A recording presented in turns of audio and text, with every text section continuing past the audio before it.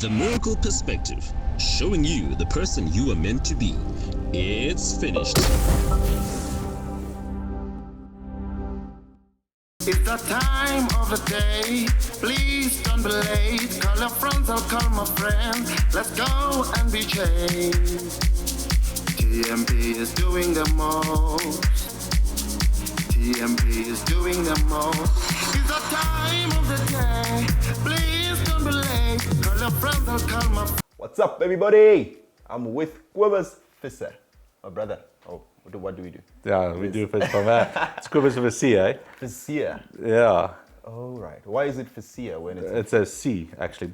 Oh. Yeah, because most people think Cobus starts with a K.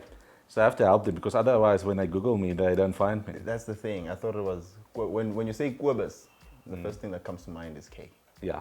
So I had to brand myself, you know. So every time I introduce myself, I'm Cobus Visser, C. I like that. I like that. Welcome and thank you for taking up this. I really appreciate having you here. It's really an honor. Appreciate it. Yeah, no, it's an honor for me to be here as well. It's nice to see you again, and you know we've met a few years ago. Yeah. And it's amazing to see how you've grown as well and what you're doing now. And let me tell people how I met you and what you're talking about. So ladies and gentlemen, I met Cobus in 2019, January, at Klein Kariba. It was a personal development, not a personal development. Okay, let's say it was a personal development event, a 5-day event at Klein Kariba. It changed my life in a dramatic way. And this guy was there and he made me walk on fire. I walked on fire because of this guy. And that was to help us conquer our fear, to start doing things that we would not do because of fear. And after that event, I started this YouTube channel.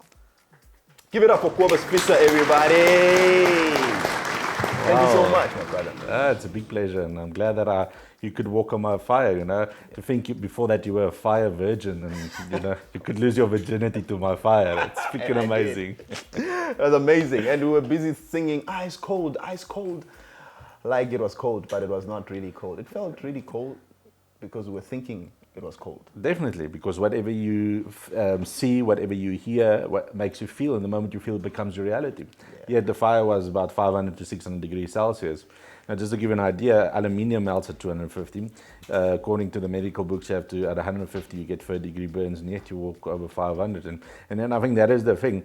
It allows you to think in your mind that anything is possible. It's to take action. What can stop me, really? Wow. Before you go deep into what I called you here for, you call yourself the Superman of Africa. Yeah, definitely. You know, it's to make the impossible possible. I was born as a hemophilic, and hemophilic means I'm a bleeder. It means my blood doesn't clot.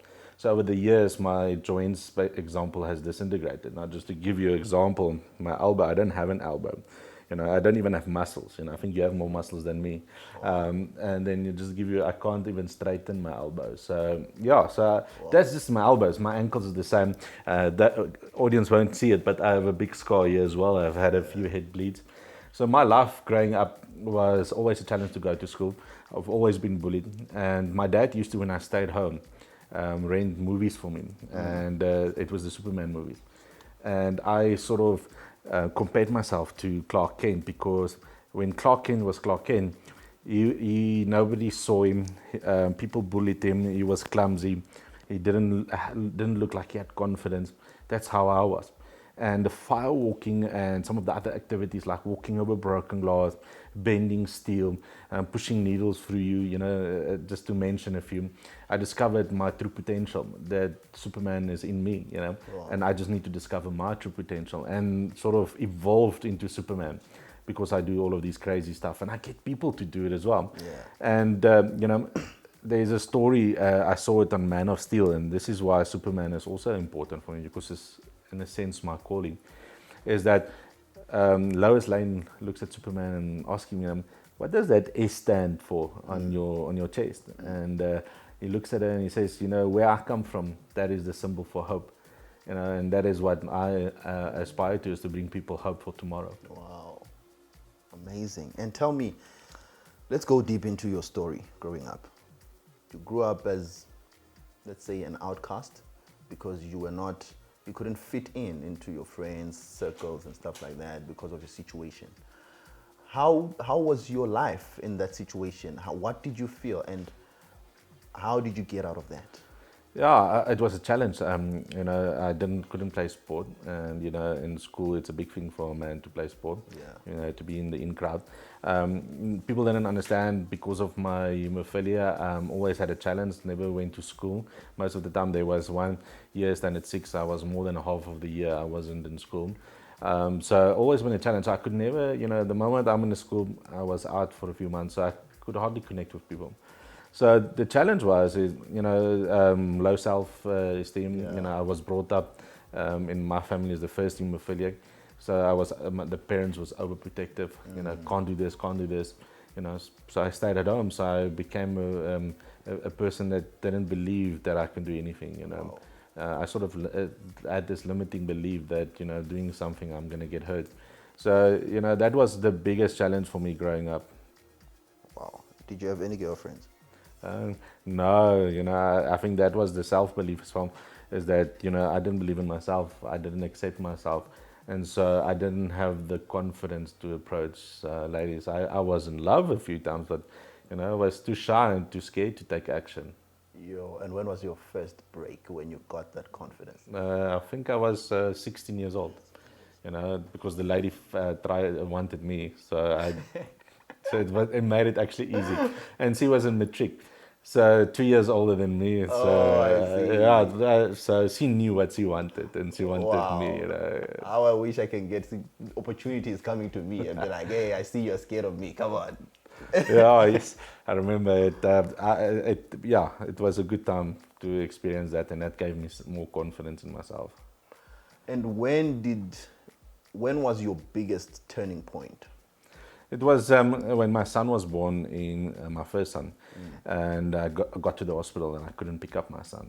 I couldn't hold my son because of my elbows. I'm basically 24/7 in pain. Just to give you an example, this whole week passing every day, I've been sort of using pain pills because my whole body is just paining, all of my joints basically.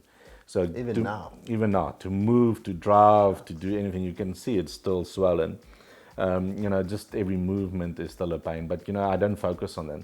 And so I couldn't pick up my son. And the catalyst there was about 4 years old. He drew a picture of us as a family. We were expecting a second child. We didn't know if it was a boy or a girl. So he drew this picture with 2 little babies, and he had a cross over one. And he says, "Dad, I don't want a little sister. I want a little brother that can play with me because you can't." He came to his mom, he came to me, and I had a cross over me. And he said, "Dad, you are dead to me."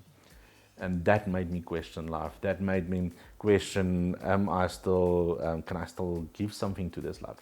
Can I still support my family? I ended up being in a wheelchair. I couldn't walk. I couldn't do much. I was much more pain than what I am now. So that was a catalyst in my life. And the one impact, it was the same impact as in your life. My friend invited me a weekend away to a guy by the name of Hannes Dreyer, and we experienced a fire walk. He assisted me to walk over that fire. And that changed my life. That put me on the path where I am today. Wow. To think something as simple as a fire. People always ask me, so why do you want to walk over fire? And I say, it's not about walking over the fire. It's what the fire does with the mind. It's that self-belief. It's a metaphor.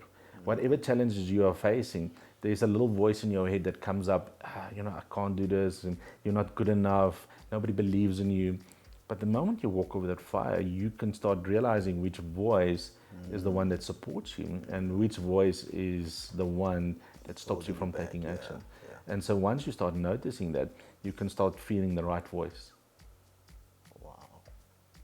And that was when you turned around. And how did you get back that connection with your son? Yeah, so I teach something, and on my journey to go and study firewalking, I saw where Tony Robbins is one of my mentors that I follow and try to model, is that he went to a fire institute in the US. So I went there, and the one thing they taught us was the fire hug. And so it's one thing I teach because we all want love more. We all want more joy. We all want to be connected, especially now during this time with wearing masks, not being able to hug, not being able to touch, is bringing a challenge into families, into people that they forget about how to connect. Yeah. So the hug works in a few step process. The one is to make eye contact. I remember that. You know, the eyes are important because it's the windows of our soul. But it's also to look at the person and say, but I notice you. I see you. I acknowledge you. I'm present. I'm not worried about the future or the past. I'm here right now. The second step is heart to heart, because the heart signifies love, passion, life. And then the third step is when you hug, you breathe in together and out. Now, if you do that for 20 seconds or longer, your brain releases serotonin, and that is the good feel drug.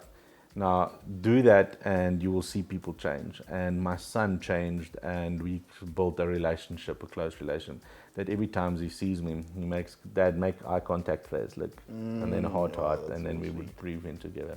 So that has become our thing. So much so that when I moved to Pretoria, that he drew another picture and said, oh, this is the house we're staying, you know, this is where I'm going to stay, brother.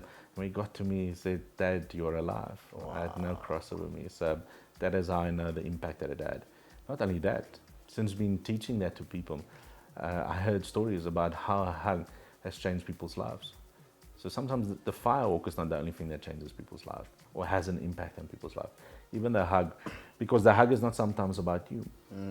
It's about the other person that needs it. Wow. You know, some people say, I don't love giving hugs. It's my... I say, but it's not about you. It's about the person. You don't know the person that you are talking to, where they're from, what their thought process is. Are they suicidal? Are they giving up on life? But maybe that hug that you give them and you're giving your love to someone might have an impact on that person's life that he doesn't want to give up.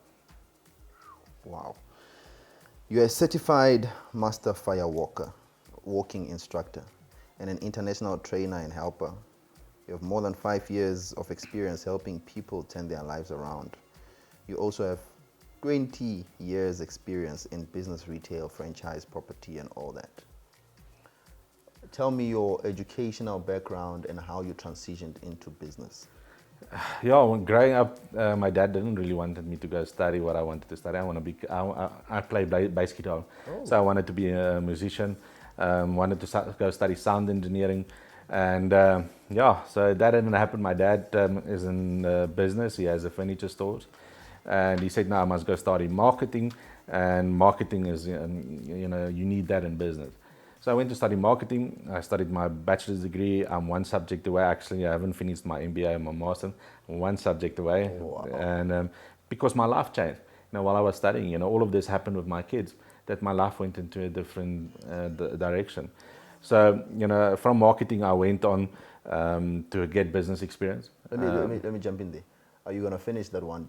Well, when the time is right. The time is not right, you know, because it's not about the degree. Because I'm also in that situation. I have one. It's a research project for me to finish my master's. So what you said there caught my attention, but it's fine. Look, I can't tell you not to finish it. Yeah. You know, it all depends on where you are in your life, and certain people need to finish it. But the thing is, my life went in such a way, you know, if I really want to go look for a job and I need to get back into that even though I never worked for someone, I probably have to go finish my MBA because the salary people pay for an MBA is so much bigger than just a normal degree. But I've learned so much through just learning the marketing principle to apply that in my life. And I think that is the one thing that was beneficial out of that for me and put me on the path. There's nothing more than certain self-development and self-skills that you can, you know, sometimes more important than a degree. And the reason for that is, the one thing most people don't study and don't understand is, one is to market yourself and build a brand, and secondly is to sell. If you don't learn that, you will always be not good enough. And I don't mean that in a bad way. I'm just saying you have to learn to sell yourself. But be able to sell yourself, you need to build a brand. Most people say, but I'm an employee of a business. No, you're a brand. Imagine you have to go look for a job. Who are they going to hire? They're going to hire on the perception of who you are. Because remember, they don't know who you are. Wow. And because of social media, companies do research on you, who you're going to be. What is going to make you stand out from 5,000 applicants? Let's say there's 5,000. What will make you different? Most people say, but I have an MBA. But you also have an MBA. You also have an MBA. You also have. So what is going to make you stand out? Wow. Your brand. The people that give you credibility, the way you position yourself, the articles you write, the way you market yourself out there. Suddenly, you don't have to go look for jobs. companies will come to you because they want to hire you. And that is why most young people don't get jobs, because they're not marketing themselves. They're not building a brand. Shucks, man. Wow. You are saying it's the perception of who you are that they're after. Yeah, you have to create a perception that you are the best, that you are amazing. Remember, people create their own idea of who you are. You know, I posted a picture of me and the cricket player A.B. de Villiers. Do you know how many people had the perception? How do you know A.B. de Villiers? You know, where did you meet him? What did you talk about? Yeah. Yet I just met him. I saw him in a coffee shop. I went and asked for a picture and I took a picture. Are you kidding me? But people had the perception. Wow, you know. Wow. So people make I don't have to say I am best friends with A.B. de Villiers. People make that perception themselves. That is so key. And why do you think people they frown upon the idea of sales? Many people don't like the idea of sales. The thing is, we all are in sales. Yeah. The thing is, they had bad experiences. They have had the wrong trainers. They don't want to ask for a sale. But the thing is, for you to get married, you have to sell yourself to your partner. When your kids is in your house and they throw a tantrum, you have to sell to your kids not to buy certain things, not to do this, not to. You everywhere you're selling yourself. Every person you meet, you know, the friends that you get, you have to sell yourself in a way to those people to love you. So you're actually selling everywhere. You're selling yourself. So why don't you just develop that skill even more, and suddenly you can sell anything? Imagine a person that can sell will never be broke. Yeah. So why not start learning selling? Wow. And that's the route you took in your life. And how did that unfold? Look, it unfolded. I think most people don't know to work for yourself is 10 times harder and challenging than to have a job. You know, it's not an 8-hour thing. It's a 24-hour constant working. There right now. You know, holidays, sacrifices. You know, I had to say no to friends for brides, for movies, for sports events, because I'm working on my business, because I know where I want to be in 10, 20 years of time. And people don't understand that. You know, so when I started, I didn't know all of this. You know, I came out of a business, I could delegate stuff. You know, you do this, you do this. When you start your own thing, you have to do everything. Yeah. And so one of my biggest challenges is selling. You know, so I had to learn to sell. So it took time. I thought people will love me. You know, I have this amazing idea. People will just come. Yeah. And they didn't. You know, and then suddenly, oh shucks, you know, I didn't prepare for this. Yeah. So I realized preparation is so important. But the one thing I took too long to do is to find a coach, that's someone that helped me, because I always thought I didn't have money. I don't want to do that investment. It's too expensive to find the right coach. So I'm going to do it myself. But the thing is, when you do it yourself, you don't have that experience. You go through this, you know, you have this. You just can focus in front of you. Where a coach sees the whole image and he asks the right questions and he gives you guidance and he tells you what to do. But the biggest thing, he keeps you accountable. And so the moment that changed, my how I applied action sort of 10x, because suddenly I could apply the right action on the right things and not on the things that steals my time. And I think that is the one thing that is important, is where are we wasting our time on? You know, is it the emails? Is it on the wrong people? Is it on SMS or WhatsApp? Scrolling through social media? You know, I think we waste a lot of time, and that was important in my lesson when I started this, because in the beginning, you know, it took a long time. Yeah. And if I could do it over, I would jump in from day one and go big in marketing and branding. You know, before selling, I would, like on social media, post like 10 posts a day. I would put out information valuable where I will give my stuff out for free for people to help them, so that they're attracted to me and say, I love what you say. I want to start paying you to come and help me. And so that is about give value. Don't worry about giving the stuff away for free. Give more away for free, because if you are willing to give that away for free, what are you going to give me when I pay you? Yeah. You know, again, it comes back to perception. Definitely. Wow. Wow. Let me finish writing this. Are you having an orgasm now? Yo, man, I can't believe it. Fire. Tell me, man, you're making me get more interested in where you got this education. I mean, you got into business. You never worked for anyone before. If you really want to say it, I worked for my father, Okay. but I didn't really work because I had free reins. I could do my own thing. I So see. so that gave me a lot of experience. I learned a lot from my dad. So he's one of my mentors, in a sense, also a coach. Always giving the right advice. He always told me, Cobus, don't do the same mistakes I did. Rather learn from me so that you can get where further than where I got, because you don't have to do the same mistakes over. And that taught me a lot. And so that was my biggest education, was from other successful people. And I started reaching out to other people that are successful in business and learning from them, asking questions, listening. I think that is one thing that is important. I also studied theology. I also studied stuff like import, export, all of this. But the biggest impact on my life, apart from marketing, was the short courses I did. A little bit personal development here, a little bit NLP here, a little bit of life coaching here, a little bit of social media here, and learning all of these, they call it soft skills, or, all of these small courses. That was more valuable to me in the end of the day. So, was your father in business or? He was a policeman. Okay. And so in 1996, he went out of the police to start his own business. He could have just as well not be successful. But in the end of the day, he built a great business empire in Limpopo. And I learned a lot from him. But also, he comes out of a family where it was expected of him to study. And he never went on that. So you also break the molds. Just to give you some nice info fact, my great-grandfather, his grandfather, was the first president of South Africa. In 1961 to 68, yeah. Guys, I'm associated with the guy. What? So it's all about that. And he said that when he was inaugurated as president, he told the country in his opening speech, it's time, or the ending of his speech, he said it's time to take hats off, roll up the sleeves, it's time to get to work. And I think that is what most people need to know. When you start a business, it's time to get to work. It's not going to happen by itself. Wow. Wow. So, coming from that family background, would you say the reason why you were motivated or you were interested in the business side of things, it was because of seeing your father as a businessman? Because for me, I got born and I met my father. He was a pastor. He never clocked at any guy's office. He never worked for anybody.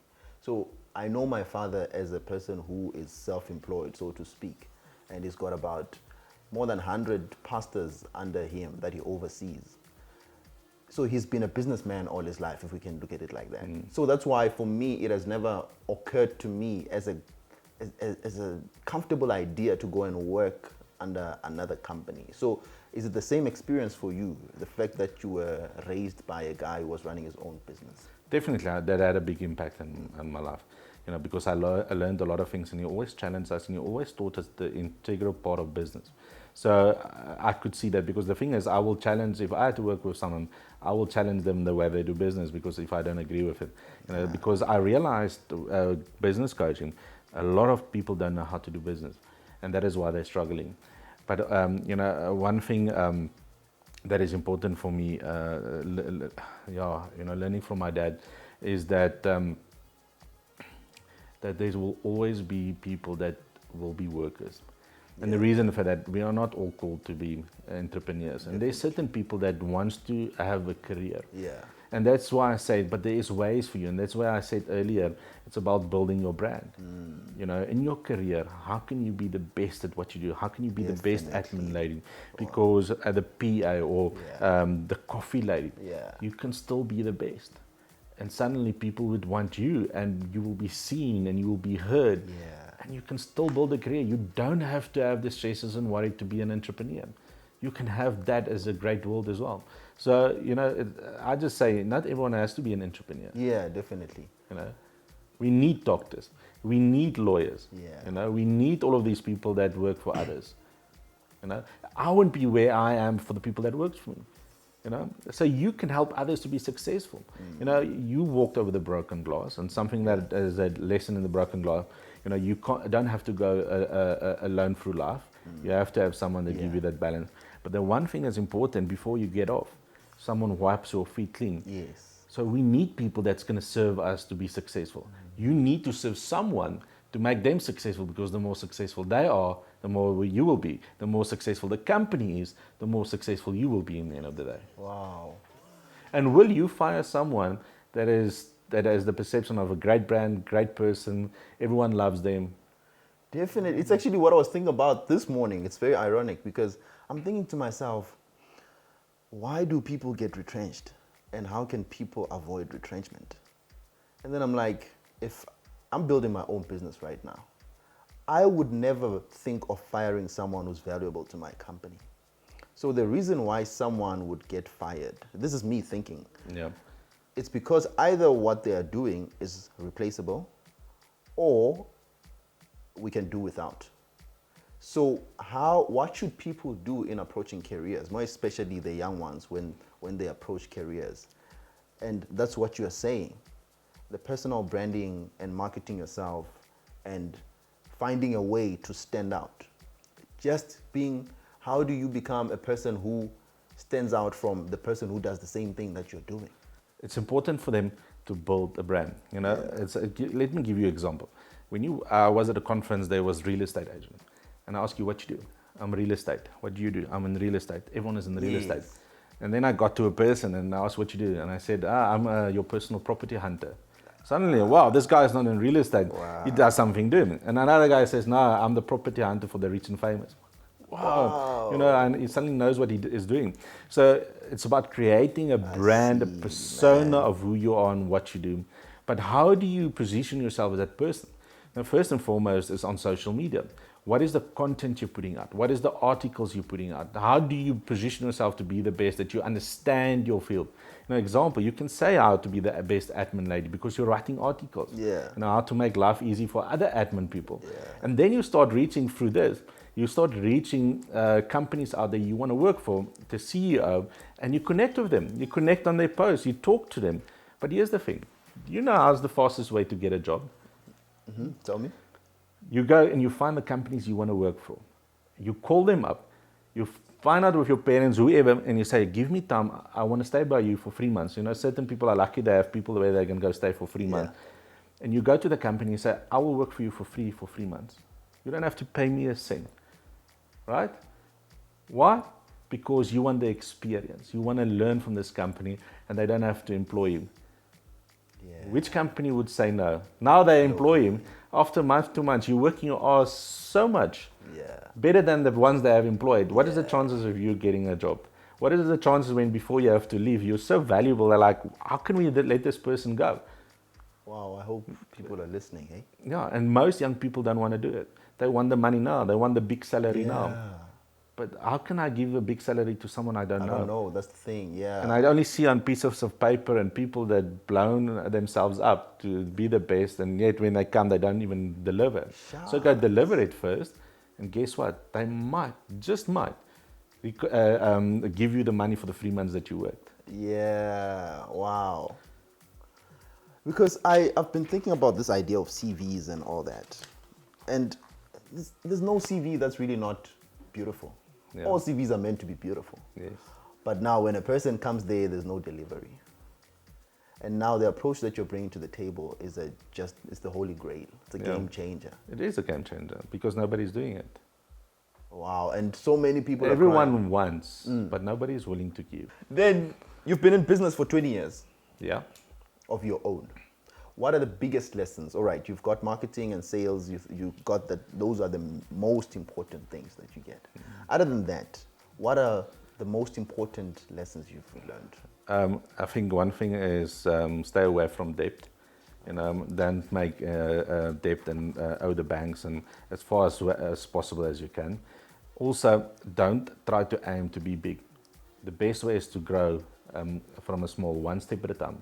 You know, I went to climb Kilimanjaro a few years ago, and on that journey I realized that to get to the top, I can fly up them, but I will never have the lessons and the experience than having to climb it up. Now I climb it up, now on the way there's lessons and experience, there's people helping me, and it's taking one step at a time. And that is for me the biggest lesson. Build your empire one step at a time. You know, think about a house. You don't just put a house there and now it's finished building and you have this big thing. You have to lay brick by brick by brick. And after a certain period of time, guess what? You have your house. The same with planting, to harvest something. You just don't put it down and suddenly there's a harvest. Definitely. There's work. You have to first prepare the ground, you have to plant the seeds, you have to water the seeds, and dependent on the seed is dependent on how long you're going to wait for that harvest. Wow.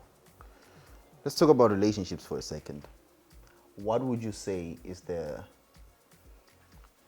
importance of relationships, both in business and personally? I think in business it's important to have relationships and keep building relationships because certain relationships are built and at the end of the day become clients. Yeah. There's certain relationships where I met someone in 2014. Took 5 years later for them to start giving me business. So relationships is important and having a relationship with the right people. Cyril Ramaphosa just became president and so I wanted to meet him. I'm going to show people I can meet. And so I put it out there. And because I knew someone that knew someone, they invited me to a function where Cyril Ramaphosa was. Wow. And I met the president. So it's about having that. If it wasn't for those relationships, I wouldn't have gotten that goal, and tick it off. On a personal level, it's important to be surrounded by the right people. You learn to say no to certain people because you start thinking like them, you start talking like them, you start acting like them. So if you have people with a poor mindset and a poor lifestyle, how are you going to act? How are you going to think? One thing that got me, when I started coaching, I had people that earned hundreds, and I coached them. And that led to people that talks in thousands and that people that suddenly talks in millions. And then my last client that I had, I went to him and his clients and we were sitting around the table and he invited me to meet his client. And suddenly they're talking in billions. So, the way they talk, the way they see the life, the way they see business is totally different. Yeah. So if you keep on spending time in that environment, you start thinking also in millions. You start thinking in billions. You start acting the way they act. You start seeing the world they see. And that is why to have the right relationship is so important. And then you say, but, my friends want to be with me because I have this millionaire mindset. Yeah, but if you have too many of them, you're going to start falling with them. So you at least can be the one with 3 or 4 people that are millionaires, billionaires. Because remember, they're going to have also the perception of, wow, this guy is also successful, because you're there to learn, you're there to grow. So it's important to have that balance right. Some people say, yeah, but I love my mom, but it's okay, but you don't have to talk to her every day. Yes. You can still talk to her, but not every single day, It's funny you said that because now I was supposed to come back to Pretoria. I was at home and I was telling my family that, hey, I'm going back. And my mother was like, but why are you going back? Just stay here and do what you need to do. We still want to see you. I'm like, no, Mom, wait. I need to go and work. So what you're saying right there is the fact that you've got family. Family loves you. Yes. And they might not understand your business pursuits and your passions and what you are, your bigger vision. I think also family is important. Even through that, in the end of the day, when things are going tough, who is there so look after your family as well. Because when you're going through a difficult period, they will look after you as well. And I think that is the thing, especially during this time now. If you had to get to a point, you pick up your phone, Dad, Mom, I'm not making it, please, will they allow you to come and stay there? Definitely. Will they look after you? Yeah. And I think that is the one thing young people don't understand, is the moment the school is finished, they want to get out of house, they want to go live life and rent a place. But the thing is, if your parents are close by, why don't you go stay with them? Imagine how much money you can save, and food and petrol and transport and rent. Imagine you can use that money towards your business. Imagine. Where will your business be? Where will you be in the end of the day? I know family won't allow you to stay 2, 3, 4 years like that, but at least it will give you a kickstart compared to others. Yeah. Wow. They say, I read this somewhere, small businesses fail. The main reason why small businesses fail is because of overfunding.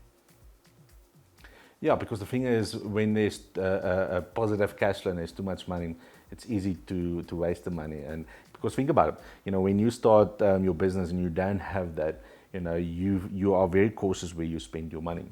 But when there's too much money, it's easier to throw money at stuff and give too much into your business because suddenly you have it. So why think about it? It's like, I see a lot of business owners, they get up and they start getting money, and this is now not overfunding their business, they're overfunding their lifestyle. Suddenly they buy that jet ski, they buy a new car, they get a bigger flat TV screen, and before you know, they're like, oh, now we're struggling, what's happening? Because they started living more than what they're supposed to be, because the money is there. So I think that is the next thing that I want to leave people up. Start learning skills about money, how to budget and how to work it.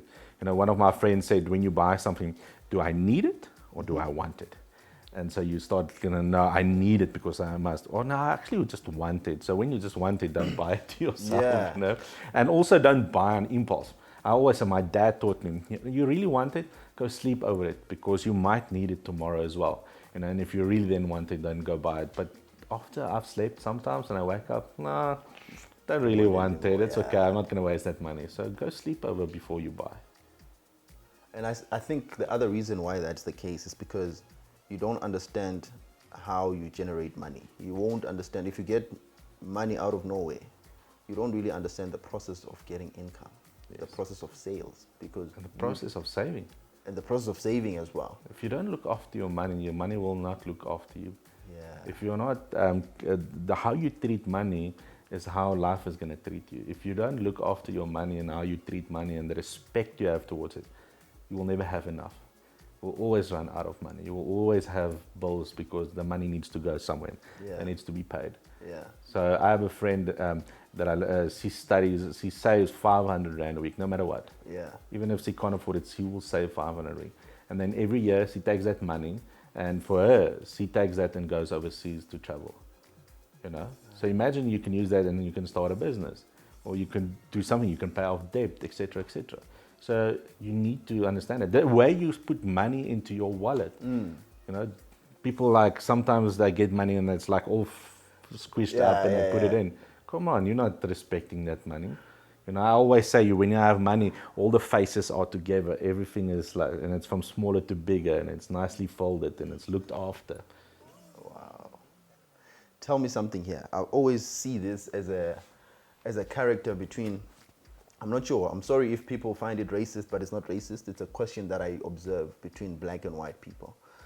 We are interested in the outfits, the looks, spending money on expensive clothing. And when we look at you guys, it's just simple clothing. And sometimes even the cars are not very flashy. It's just decent cars. But your houses usually have a good house, a good running business. I want to understand the mindset of white people when it comes to money and business. Do you look at us and see that these guys, they're actually wasting money? Well, I think if you have the money, it depends on what you are doing. If you are building a brand and you want to career in corporate, then you need the suit. But I'm not a suit person. And I think also it's easier to spend money because it makes you feel good when you have a nice car. I've learned that when I spoke in the townships that the first thing they look at is my shoes. And then if I have the wrong shoes on, they're probably not listening to me. And you learned that in the townships. And it must be shiny. Yeah.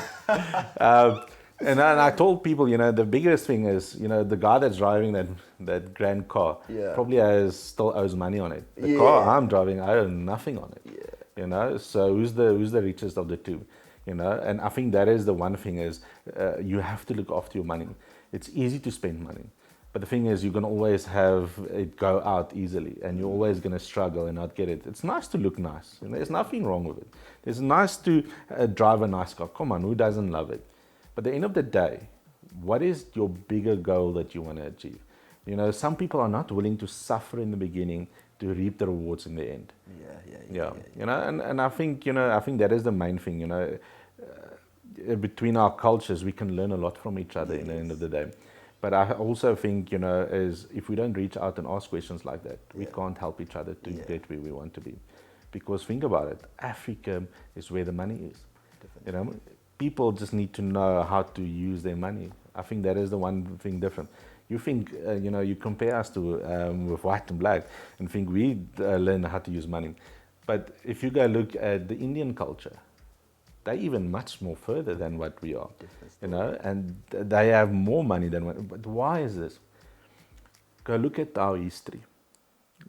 Let's take, and I don't want to go too deep, but let's take apartheid. Indians were also under apartheid, but they were forced to become entrepreneurs and do business to survive, Now look at today. Now you compare the white and the blacks, but what is everything that has happened in the country forced the whites to do? They had to start businesses to look after, because everyone has this excuse about BE and not getting contracts and stuff like that. Yes. So what did they do? They started businesses. So where do the kids learn from? They learn from their parents that do business. Think about the Indians. They don't hardly work for anyone. They learn from each other, and they learn from their dad to business, and then the next child come in the business, and the next. At the end of the day, they know how to sell, they know how to trade. And some people say, yeah, but they do you in with the price, and you never can trust them. I just say in sales, they're just better in sales than you. They can just negotiate better than you. And so you agreed to the price. Wow. You didn't fight the price and try to get the best price. So, and that is what about is learning those lessons. So, and again, that brought you back to relationships. Do you have the right relationship with the right people? Are you learning from them? 100%. Some of my Indian friends, I learn a lot from them. I learn how to wheel and deal, how to save money, how to pay what you want them to pay. So learn from each other, make friends, let's make each other, learn from each culture in the end of the day. Don't be shy. Wow. Few last questions. What would you say about perspective? This is the miracle perspective. People mistaken the miracle perspective to say it's a show about me. My name is Miracle, so I'm saying it's my perspective. Meanwhile, it's a pun intended. The perspective, it's a miracle perspective. So what do you say about perspective? How important is perspective? I think perspective is important. How I understand perspective, you always have to take perspective on your own life and your past, and reflect also. That's for me the combination of perspective and reflection. That's how I understand. I'm an Afrikaans oukie from Limpopo, so my English is very deliciously. So I think that is important, is to take perspective on your life and the way you look at things as well. What for me is miraculous, and I want to leave you and I want to show you something, that everything starts with a belief. That becomes our thoughts, that leads to our words, becomes our actions, our habits, our values, and ultimately leads to our destiny. Yes, the reality around us shows us something different, but we can change our reality. I had the reality that I was in a wheelchair, but I changed my destiny to go climb Kilimanjaro. The reality is COVID is there and life is tough, but we can change that reality. We need to just start learning new skills. Now, I'm going to rock the boat a little bit. If you go read, think and grow rich, okay, the most powerful energy out there is your sexual energy, right? But in chapter 11, it says you should abstain as long as you can from sex, right? Because when you have sex, you release that energy and you don't have enough energy. So if you want more energy, have less sex. So if you want to be a successful entrepreneur, that's why us, if you want to compare whitey's us, looks we don't have hardly sex. That's the difference between black and white. Yes. We have to go on our knees. So that is the medical perspective. That's a very good twist. Interesting, very interesting. Tell me something here. What are you most grateful for in your life right now? Grateful for my life is my life. I faced death a few times. I almost died on Kilimanjaro. And every day that I wake up, that I'm still alive and my heart is still beating, I know I can still be a difference to people. One thing that I have through this, I'm okay to die if I have to die today. I'm grateful, because I have this saying, live without regret. Every day, do what is necessary every day to live your life. Don't regret stuff. If you need to say someone you love them, go and tell them you love them. If you walk in a bomb and you see a beautiful girl, don't go out and always thought, I should have talked to her. Yeah. Go to her, man. What stops you is you can only say no. Wow. It's either people going to say yes or no, and if they say no, it's fine. You go on, and it's not meant to be. But unless you're a good salesperson, then it's a different thing. But yeah, I'm grateful for my life. I'm grateful every day that when I wake up, that I still can breathe. And I think that is the one thing that is important. Wow. And what are you most excited about right now? Excited for 2021, man. Come on. All of this stuff happening is for a reason, especially what we want to do. The world's going to want us more and more, It's probably going to take another year, but if our brand gets strong this year, imagine where we're going to be next year, The world is going to need influencers. The world is going to need motivation. The world is going to need people that takes lead and charge and say, I want to follow him because he knows where he's going. This is the time to stand out. Because why? The world is searching for people that stands for something, that has ethics, that has values, that has confidence, and that is willing to take risks. So I think that is important, especially if you're an entrepreneur, you have to learn to take risks anyway. So, but yeah, I think the world needs us, and that is why I'm excited about this year. Is every day, the more I see it, the more people are looking for guidance. Wow, the world is waiting for people that stand for something. Yes. A man who was hemophilic, a man who was an outcast, was looked down upon by his friends growing up. Almost, I can imagine how many times you fell into depression and all those kind of things. And here you are today, an inspiration, touching lives all over the world. You touched my life, that's for sure. I am really grateful. Thank you so much for coming to the show. Thank you for providing value. I was writing notes left, right, and center. I'm still going to write more when I watch this because you shared a ton of value. And the way I'm doing my interviews this year, I'm really making them selfish. They're selfish. It's really about me. Yeah. And if people benefit from what I'm trying to get from the people that I sit with, just like you, hey, bless your soul. So I really, really am grateful that you came today and you joined me. I wish I could talk some more with you, but hopefully I will get you back. Definitely.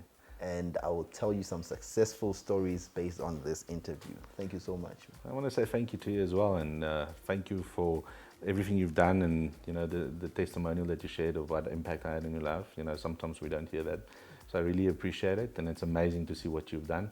Just now, I'm not gay, so I'm not going to kiss you after this, But anyway, I still like girls, eh? And are you available for any girls, just in case? No, I have someone special in my life. Sorry, ladies. Sorry, yeah. I get you. But don't worry, I'm still available. I'm joking, ladies and gentlemen. Until we meet again, this is the Miracle Perspective, where we are showing you the person you are meant to be. Remember to subscribe, like, comment, share this content if it blesses your soul. If it doesn't bless your soul, don't worry. Put the thumbs down. I will appreciate it. Till we meet again, everybody. See you next week. It's finished. The Miracle Perspective, showing you the person you are meant to be. It's finished.